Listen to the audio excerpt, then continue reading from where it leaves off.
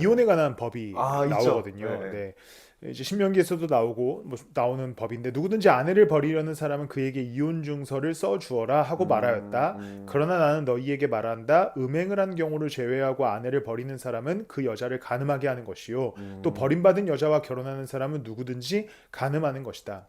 어, 바리새인들과 율법학자들은 이혼을 허가했습니다. 예. 율법에 의해서요. 네네. 율법에 의해서 이혼을 허가하는데 이것은 어떤 문제가 있었냐면 율법을 자기네 뜻과 마음대로 해석하는 거죠.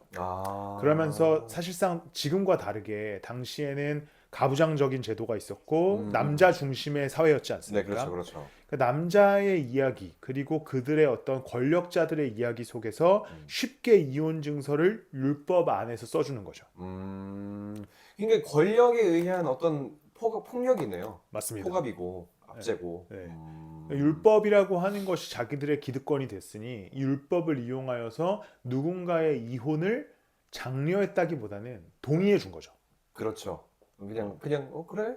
그렇게 해? 네. 이렇게, 예. 결국에 바리새인들과 율법학자들은 율법을 해석해서 음, 이혼을 허가하는 단계에 네, 이르렀습니다. 어, 그런데 그리스도는 어떻게 말씀하시냐면 이 율법에 담겨져 있는 참 의미는 하나님이 허락하신 아름다운 결혼 제도다라는 음, 것을 말씀하는 거죠. 음, 음, 그러니까 예수 그리스도께서 거기에 덧붙이는 말씀은 그 누구나 음, 결혼을 소중하게 네. 아름답게 유지해 가야 된다라는 걸 말씀하는 겁니다. 그러니까 하나가 됐으니 네. 하나님이 만들어 주신 그러니까 그 너네가 율법 안에서 결혼했다면 네. 서로가 사랑하고 사는 게 네. 맞지. 그러니까 하나님께서 율법을 만드실 때 그런 이혼에 관한 법을 만드신 목적은 누군가에게 이혼을 장려하거나 자유를 주시기 위해 허용하려고. 만드신 것이 아니죠. 당시 네네. 문화에 따라 음, 이 결혼이라고 하는 거룩한 하나님의 그 선물을 네. 잘 지켜나가게 하기 위해서 아, 율법을 허락하신 거잖아요.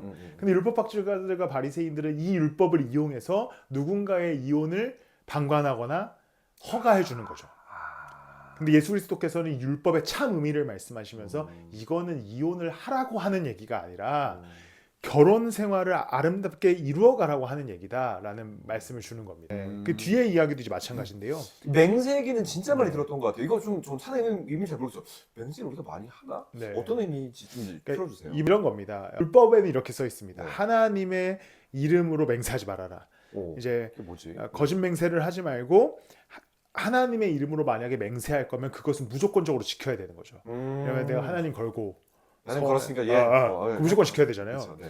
그러니까 당시에 율법학자들과 바리새인들이 이 허점을 이용합니다.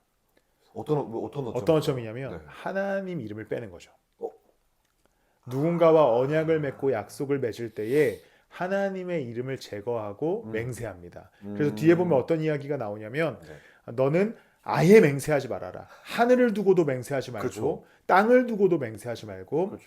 그리고 예루살렘을 두고도 맹세하지 말고 네 어, 머리를 두고도 맹세하지 말아라. 이게 무슨 말이냐면 율법학자들이 이 허점을 이용해서 네. 하나님의 이름을 제거한 다음에 음, 맹세하기 시작하는 거죠. 예를 들어서 뭐 음, 이거는 우리 땅을 가지고 내가 맹세한다라든지 그렇지. 이 하나님의 도성인 예루살렘을 두고 음, 맹세한다든지 음, 내 목숨을 걸고 맹세한다든지 그런데 만약에 이 맹세 앞에서 어떠한 뭐 금전적인 관계나 음, 음. 혹은 약속이 이루어졌는데 깨기 쉬운 거죠. 야, 이거 율법에 따르면 괜찮아. 나 하나님의 이름으로 아, 맹세한 적이 없어. 예수 그리스도께서 말씀하시는 게 야, 그냥 아예 맹세하지 마. 아예 아, 맹세하지 않는 것이 옳다라고 말씀하는 겁니다. 네, 그러니까 결국에 이 앞에서부터 쭉 이야기한 율법에 관한 해석은 예수님께서 네. 이 대명제에 속고 있는 율법학자들과 바리새인들 사실 그들은 속지 않았겠죠. 그렇죠, 그렇죠. 그걸 통하여서 속이고 있는 그렇죠. 상황이었죠.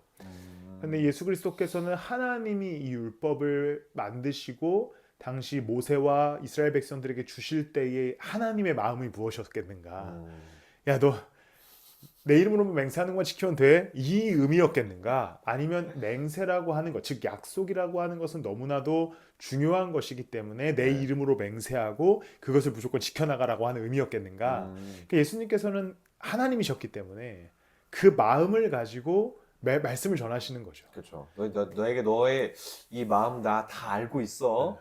그러니까 지금 우리가 21절부터 쭉 봤던 거, 너네 그건 이렇게 말했는데, 근데 그거 아니다. 네.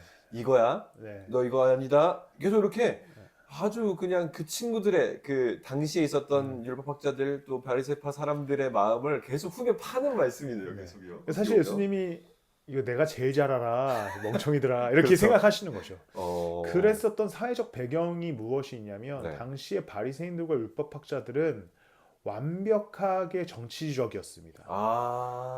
왜냐하면 그들은 로마의 지배를 당하고 있었던 국가의 상황이 있었기 때문에 네, 네. 그들의 자리를 유지하려면 로마의 줄을 댈 수밖에 없었습니다. 그러니까 그들은 사실 당시에 굉장한 권력자였고 내국노라고 해도 돼요? 아니 뭐 친로마인? 네, 네, 친로마 그렇죠. 정책? 네. 그래서 당시에 대제사장들을 뽑을 때에도 로마의 입김이 있었습니다. 네. 그러니까 그들은 그 권력을 유지하고 네. 자신들의 기득권을 유지하기 위해서 이스라엘 백성들 모두가 동의할 수 있는 율법을 이용했습니다.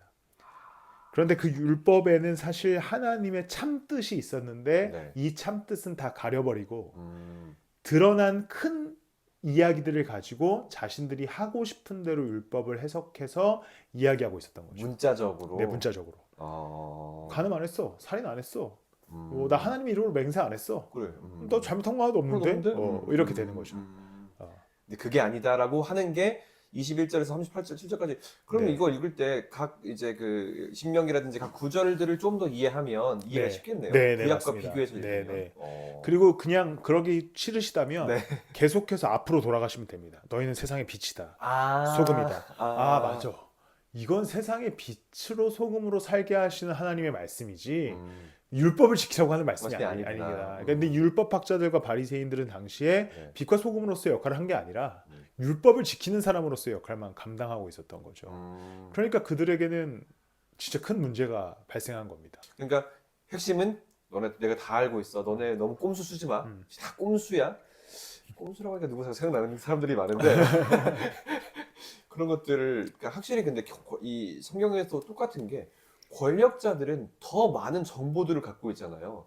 이 정보 중에서 전체를 지키는 싸움을 하는 것이 아니라 내게 유리한 것, 맞습니다. 내가한테 필요한 것만 골라서 지키는 그런 정보를 가지고 있다라는 게 그게 권력이 되고 이 권력을 가지고 있다는 것이 남들에게 어떤 나를 포장하거나 남들을 압제하는 수단으로 많이 쓰였겠다라는 생각들이 많이 드는 대목들이 여기 있네요.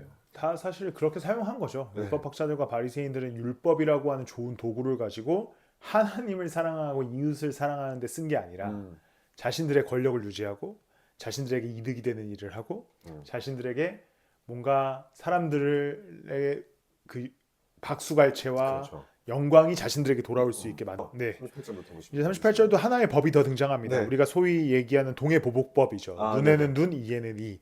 이 이야기를 하면서 예수님께서 이걸 또 채워 나가시거든요. 그렇죠. 네. 근데 이 동해보복법이라는 건 출애굽기 21장 26절, 27절에 나오는 말씀인데, 네. 그러니까 이제 당시 율법학자들은 이것을 문자적으로 해석하죠. 야, 너가 뺨 맞았어? 그럼 너도 뺨 때리면 돼. 이런 식으로 생각합니다. 때려? 여기 때려? 네. 이거요? 근데 이 동해보복법의 참 의미는 어떤 뜻이었냐면 네. 굉장한 사랑의 법이거든요. 정의의 법입니다. 왜냐하면 생각해 보십시오. 우리나라가 만약에 강대국인 미국에 네. 미사일 한 발을 쐈다고 생각해 봅시다. 그렇죠. 그럼 미국이 우리나라에 한 발만 쏠까요? 안 그렇죠. 네, 우리나라를 초토화시키겠죠. 그렇지. 근데 당시에 만약에 어떤 작은 아이가 큰 아이의 뺨을 때리면 작은 아이는 한 대만 맞는 게 아니라 수십 대, 수백 대를 맞겠죠. 네, 거의. 네. 그런데 이 동해보복법은 그것을 방지합니다. 눈에는 눈, 이에는 이. 예를 들어서 약한 사람이 강한 사람의 뺨을 때렸을지라도 강한 사람이 약한 사람에게 더 큰 보복을 하는 것이 아니라 똑같이 뺨 한 대를 때림으로써 평등해지는 거죠. 짓밟지 마라. 네. 평등해라. 당시에 이 동일한 법이 그 함무라비 법전에도 나와 있는데 네네. 함무라비 법전엔 명확한 성경과의 차이가 무엇이냐면 네. 같은 계급끼리입니다. 아. 동해보복법이 적용되는 것은 같은 계급끼리. 귀족은 귀족끼리. 근데 만약에 노예가 귀족을 때렸을 때는 그 법이 적용되지 않아요. 않고. 그러나 율법은 완벽한 평등입니다. 누구나 더 많이 보복하지 말고 주어진 만큼만 보복해라. 그리고 손해배상금의 개념이었던 거죠. 그런데 바리새인과 율법학자들은 이것을 악용하기 시작하여서 이것을 대인관계 영역으로 확장해서 그냥 이 사랑이 사라진 겁니다. 사랑이 사라지고 야, 그래 맞았어? 너 때리면 돼. 끝. 때려. 그러니까 사랑의 사실 이 동해보복복의 원천은 사랑입니다. 내가 너희들을 너무나 사랑하니까 없는 자가 있는 자와 함께 하는 나라, 네네. 그리고 힘으로 보복하지 않는 나라를 만들겠다라고 하기 위해서 하나님께서 출애굽기에 이 동해보복법을 허락하셨는데 율법학자들은 이것을 그냥 문자적으로만 해석해서 맞았어? 때려. 이렇게 가는 거죠. 그러니까 예수님께서 이걸 덧붙이면서 어떻게 말씀하시냐면 야 그냥 이제부터 오른뺨 맞지 왼뺨도 내어줘. 보복하지 마. 사랑을 내려줘라. 누가 너더러 오리를 가자고 하면 십리를 같이 가. 아. 네. 너에게 뭘 달라고 하는 사람이 있으면 물리치지 말고 다른 말씀에 보면 속옷도 내어줘. 그렇죠. 사실은 그렇죠. 네네. 이게 예수 그리스도께서는 결국에 원 의미를 회복하시는 겁니다. 사실 이 말씀이 갖고 있는 원 의미는 사랑이야. 그러면 이제 사랑하려면 너네 법 지키는 걸로 끝나지 말고 더 큰 희생과 더 큰 섬김 속에서 사랑해야 돼. 이것이 하나님의 뜻이야라는 것을 말씀하는 겁니다. 그러니까 결국에 예수 그리스도께서 새로운 법을 가르치시는 게 아닙니다. 하나님이 율법을 만드실 때에 담고 계셨던 그 참 의미, 사랑과 공평과 정의에 관한 것을 새롭게 다시 한번 그들에게 상기시키는 장면이라고 볼 수 있습니다.